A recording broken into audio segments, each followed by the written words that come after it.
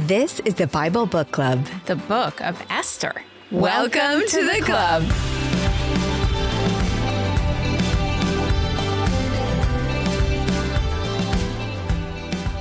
Last time in chapters 6 and 7 of Esther, it was the beginning of the great reversal that was triggered by the king's insomnia.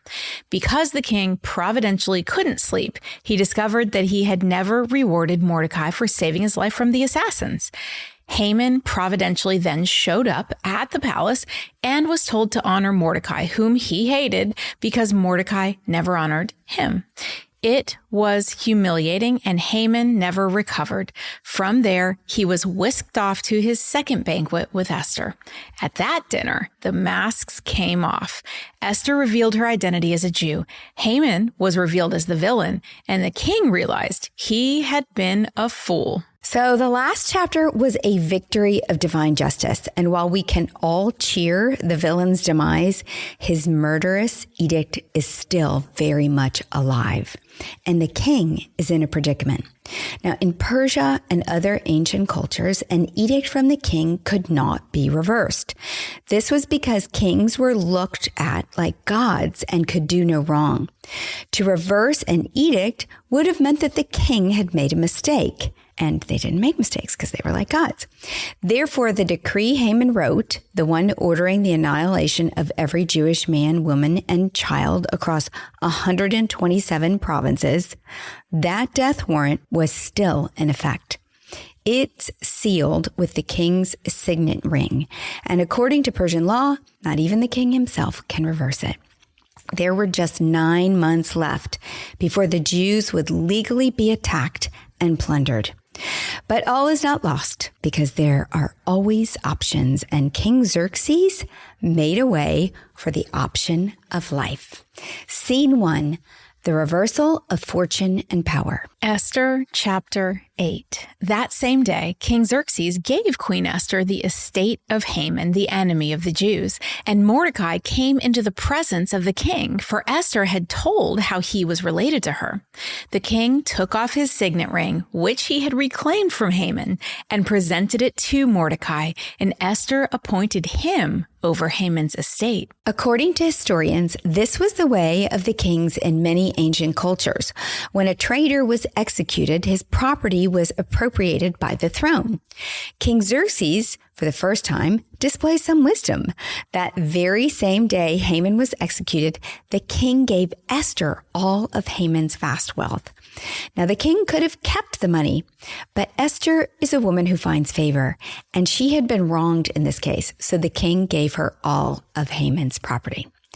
Esther immediately seized the opportunity to present Mordecai as her cousin and to recall to the king Mordecai's loyalty to him. Then, in perhaps the greatest reversal or irony in the entire story, Xerxes gave Mordecai Haman's job. Mordecai goes from wearing sackcloth outside the palace to wearing the king's signet ring inside the palace. Mordecai has all the authority of the man still hanging on the gallows that, but for the providence of God, he himself would have been hanging on. With the ring and the title, Mordecai the Jew has become the most powerful man in the court. On top of that, Esther put Mordecai in charge of her estate, the former estate of Haman. And with that, Mordecai has all of Haman's power and fortune. And Esther was the instrument of his path. Now, Mordecai's reversal of power and fortune was a great victory for the Jews because he's now in charge. But what was it worth if in 9 months they were as dead as Haman? More than position and money, Esther, Mordecai, and the Jews need the king to grant them life. Scene 2. Esther seeks the scepter again to save her people. Verse 3, Esther again pleaded with the king, falling at his feet and weeping. She begged him to put an end to the evil plan of Haman the Agagite, which he had devised against the Jews. Then the king extended the gold scepter to Esther, and she rose and stood before him. Even with all her new wealth and Mordecai's political power, Esther still needs the king to save the Jewish people. She cannot do what needs to be done, but she can do something. And what she could, she did. She bravely approached the throne again, hoping that the king would again extend the golden scepter to her. Now recall that any approach to the king without an invitation was a breach in protocol and came with risk depending on the king's mood and favor. This king could have just as easily decided he had done enough for Esther by giving her Haman's estate, but he didn't. This time, Esther's approach is totally different. She skips the dinner invitation and the mystery that went with it and gets right to the point. She falls on the king's feet just as Haman had fallen on her feet and begs for mercy, not for her own life as Haman had begged, but for the lives of her people. Her plea is passionate, but even in her passion, she is wisely diplomatic. Verse 5, if it pleases the king, she said, and if he regards me with favor and thinks it the right thing to do, and if he is pleased with me, let an order be written overruling the dispatches that Haman, son of Hammedatha, the Agagite, devised and wrote to destroy the Jews in all the king's provinces. For how can I bear to see disaster fall on my people? How can I bear to see the destruction of my family? I don't think people realize how clever this woman really is. Esther is yet again a master of diplomacy. She begins with the king. She knows that it is and always will be all about him. She says, if it pleases him, if he regards her with favor, if he thinks it is the right thing to do, and if he is pleased with her. Note that she ends with the most obvious and works logically backward. She ends with the most simple if question for him to answer. If the king is pleased with her. Well, of course he is pleased with her. Her cousin saved his life. She saved him from committing genocide. Therefore, she continues going backwards, if he is pleased with her and now trusts that she and Mordecai have his best interest at heart, then he regards them with favor. And if he regards her with favor, then what she is asking is the right thing to do. And if it is the right thing to do, then it must please him. Then she brilliantly removes the king of any responsibility and blames the entire plan on Haman, who devised and wrote the evil decree. It is all so logical that the king didn't stand a chance. Verse 7, King Xerxes replied to Queen Esther and to Mordecai the Jew, because Haman attacked the Jews, I have given his estate to Esther, and they have impaled him on the pole he set up. Now write another decree in the king's name in behalf of the Jews, as seems best to you, and seal it with the king's signet ring. For no document written in the king's name and sealed with this ring can be revoked. Esther's wisdom, humility, and diplomacy saved the people of Israel from certain death. She did what she could do, and it was enough. The irony of Esther's request is that the king had previously told Esther she could ask for whatever she wanted up to half the kingdom. Certainly, the retraction of an edict was a lesser request than half the kingdom. But apparently not, because a king could not deliver a retraction, as we already discussed. However, there was an out, and the king agreed to it. Mordecai, the new prime minister, could write another decree to counteract but not cancel Haman's decree. Scene 3, the decree that legalized a war. Verse 9, at once the royal secretaries were summoned on the 23rd day of the 3rd month, the month of Sivan. They wrote out all Mordecai's orders to the Jews and to the satraps, governors, and nobles of the 127 provinces stretching from India to Cush. These orders were written in the script of each province and the language of each people, and also to the Jews in their own script and language. Mordecai wrote in the name of King Xerxes, sealed the dispatches with the king's signet ring, and sent them by mounted couriers who rode fast horses especially bred for the king. The king's edict granted the Jews in every city the right to assemble and protect themselves, to destroy, kill, and annihilate the armed men of any nationality or province who might attack them and their women and children, and to plunder the property of their enemies. The day appointed for the Jews to do this in all the provinces of King Xerxes was the 13th day of the 12th month, the month of Adar. A copy of the text of the edict was to be issued as law in every province and made known to the people of every nationality, so that the Jews would be ready on that day to avenge themselves on their enemies. The couriers riding the royal horses went out, spurred on by the king's command, and the edict was issued in the citadel of Susa. The royal secretaries are summoned just as they had been for Haman.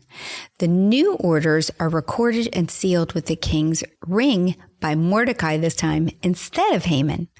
But there are just some slight differences. Where the older edict from Haman was addressed like this in Esther 3:12. An edict, according to all that Haman commanded, was written to the king's satraps and to the governors over all the provinces and to the officials of all the peoples, to every province in its own script and every people in its own language. The new order was addressed like this. They wrote out all Mordecai's orders to the Jews and to the satraps, governors, and nobles of the 127 provinces stretching from India to Cush. So the difference was this. The new order is addressed to the Jews and the other rulers, and the Jews are listed first. The inclusion of and the order in which they were listed put the Jews of Persia on the same level as the rulers of Persia. The people who were victims with no recourse are now empowered by the king himself. In summary, the first edict commanded people to attack the Jews. The second edict commanded the Jews to strike back. The result was anyone who chose to follow Haman's original order was now legally entering a war in which the state sanctioned both sides to fight. Now, why would Mordecai and the king think this was a good idea? Recall from past episodes that the Babylonians were the people who originally conquered, exiled, and dispersed the Israelites throughout Babylon. Then, when Persia took over Babylon, they inherited this melting pot of displaced people from many nations. Now, unlike the Babylonians, who tried to erase national identities through exile, the Persians under Cyrus and later Xerxes generally encouraged people to return to their lands and rebuild their temples. This created a high level of ethnic tension. Many of these nationalities harbored ancient grudges. Haman's decree gave these groups a legal excuse to act on their grudge against the Jews. Mordecai's counter decree changed the game. The Jews were not to be sitting ducks, but a protected sovereign group within the empire.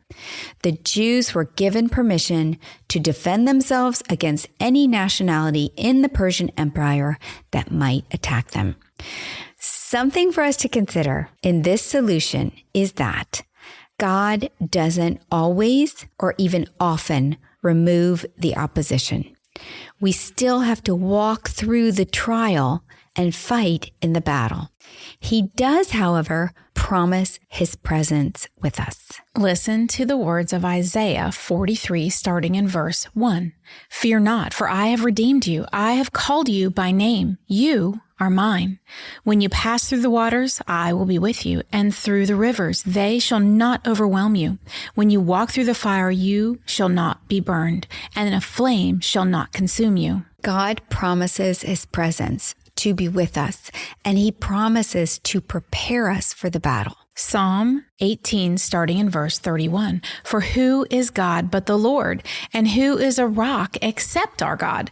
The God who equipped me with strength and made my way blameless. He made my feet like the feet of a deer and set me secure on the heights. He trains my hands for war so that my arms can bend a bow of bronze. You have given me the shield of your salvation, and your right hand supported me, and your gentleness made me great. You gave a wide place for my steps under me, and my feet did not slip. I pursued my enemies and overtook them, and did not turn back till they were consumed.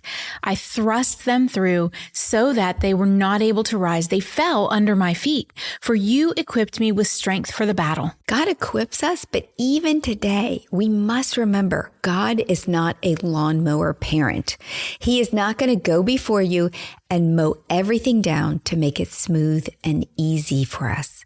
Instead, God will equip us and walk with us so that we can learn to plow through the weeds ourselves, each and every day, growing in wisdom and strength.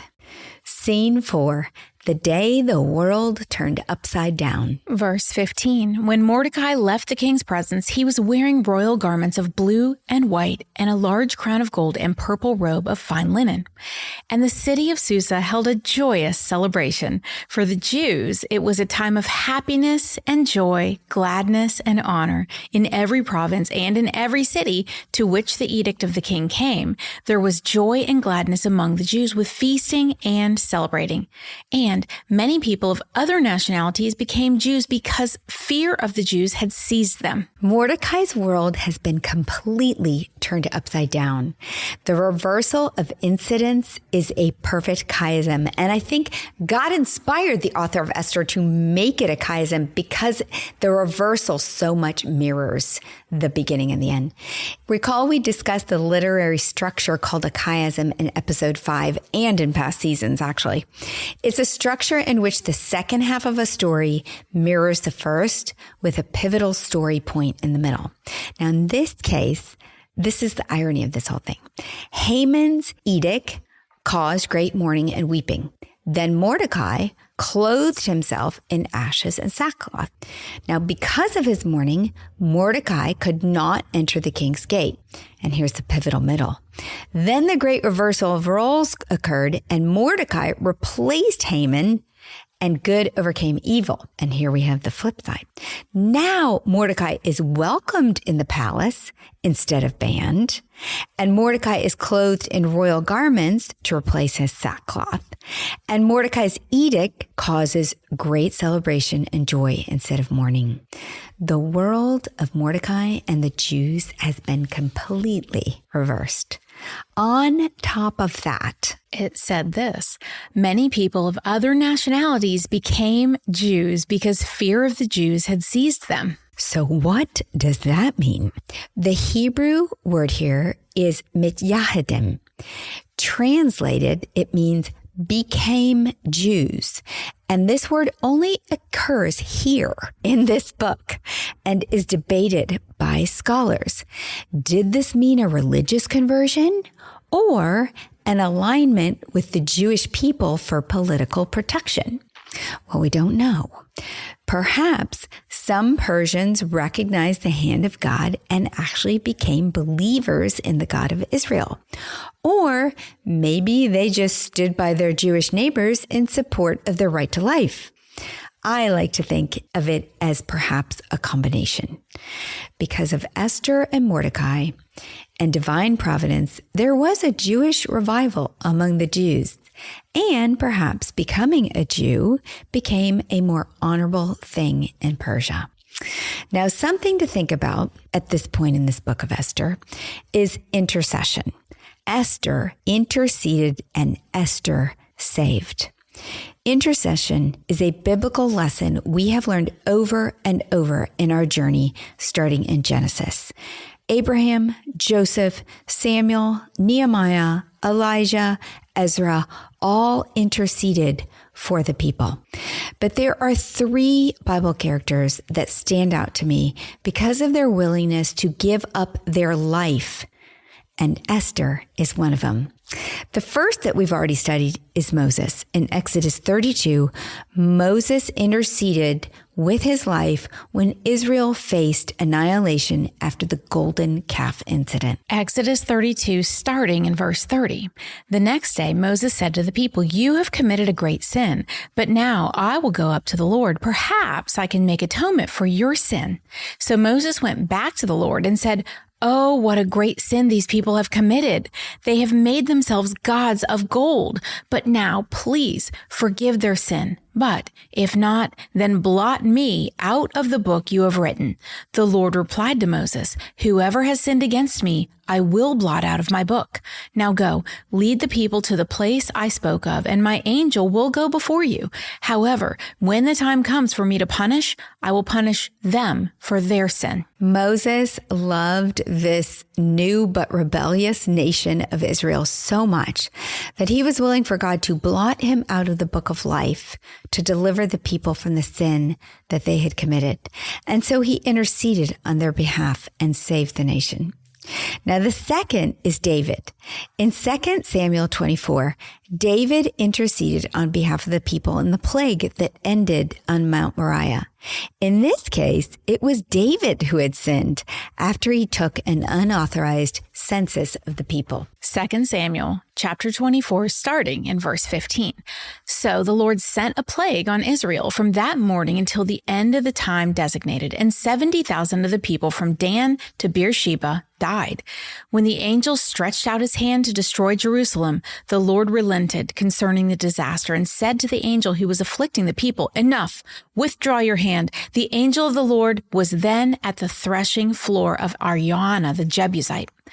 When David saw the angel who was striking down the people, he said to the Lord, "I have sinned. I, the shepherd, have done wrong. These are but sheep. What have they done? Let your hand fall on me and my family." David was so struck by the death caused by his own sin that he begged God to take him and his family instead. God did not. But David is an example of how God's will does not always make sense to us. David was a man who did great things for the Lord and also sinned deeply. And then there is Esther. Unlike Moses, she is rather detached from her people in the palace, and she was certainly not the leader of the Israelites as Moses was. She was also unlike David. She was not at fault for the genocide, and again, certainly not the Israelite leader as David was. Both Moses and David had serious callings to be leaders. Esther is just a young woman alone in a sea of women, isolated in a harem. Yet when challenged by Mordecai, Esther 4:14, "And who knows but that you have come to your royal position for such a time as this?" she, like Moses and David, answered with a willingness to give up her life to save her people. Esther 4:16, "I will go to the king even though it is against the law, and if I perish, I perish." Esther chose to identify with her people and take responsibility. Moses and David's intercession arose from their leadership positions.